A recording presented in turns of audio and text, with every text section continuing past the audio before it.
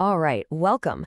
Today, we're diving into a pretty radical philosophy, one that draws a massive line between who you really are and your official identity. We're going to break down the idea that the name on your birth certificate or your driver's license, well, that it isn't actually you. So yeah, let's get right into it. So this is it. This is the question that's at the heart of this entire explainer.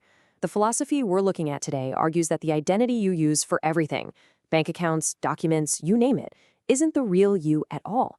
Instead, it's presented as a totally separate artificial thing created by the state, basically for administrative paperwork. To really wrap our heads around this, we have to look at what this viewpoint calls the two identities. This whole philosophy is built on this fundamental split. So getting this part down is absolutely key to understanding everything else that follows. The source material has a pretty striking name for this legal person. It calls it a paper idol. As you can see, it's not defined as a living, breathing person, but as a fictional construct. From this perspective, it's nothing more than an administrative tool that the state created to interact with legal and commercial systems. Okay, so this slide really lays out the core conflict. On one side, you have the living soul, which is defined as this natural being with free will, maybe even a divine origin. But on the other side, you've got the legal person, which is presented as a fictional construct that just runs on presumed consent. The whole argument is that our modern systems have completely mixed these two up, giving the fictional one authority over the real living person. So that begs the question, right? How is the system of legal identity even enforced? Well, according to the source material, it's not through your direct, knowing consent. Nope.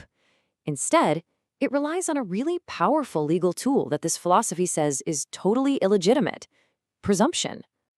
And this quote, this really gets to the heart of the matter. The whole argument here is about choice. For any legal presumption to be valid, this philosophy says you have to have the option to reject it. The second you're just presumed to be this legal person with no way to opt out, well, it stops being a tool of law and becomes a tool of control. Tyranny disguised as paperwork. Now, this entire argument is grounded in a really old concept called natural law. This source presents it as the true foundation of all legitimate law, and it rests on two pillars: reason and moral conscience. This framework, which has deep roots in legal tradition, says that any man-made law that contradicts these principles, like, say, one that leads to an absurd or immoral result, like owning a soul, is automatically void from the very beginning.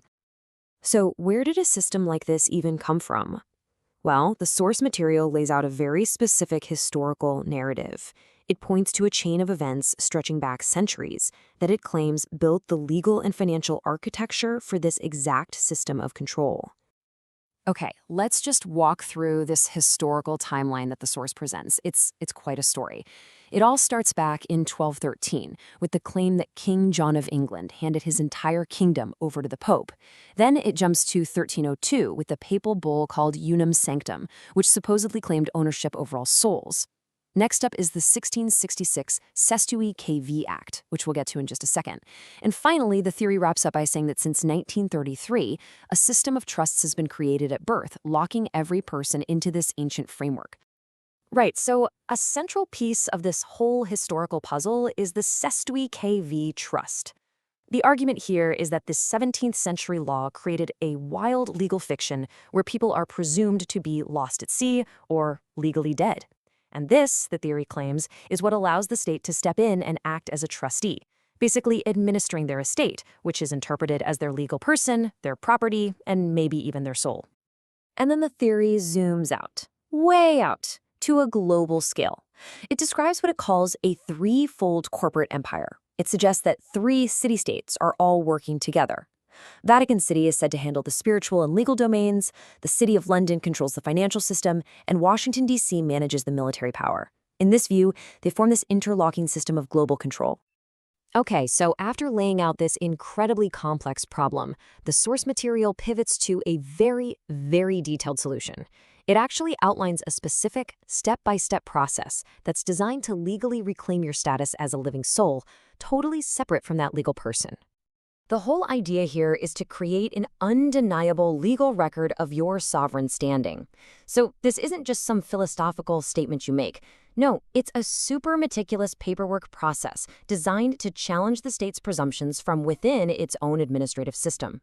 So this slide breaks the whole proposed solution down into 3 main steps. First, you declare, which means signing specific documents. Second, you record, where you mail those documents to yourself using registered post to create an official timestamp.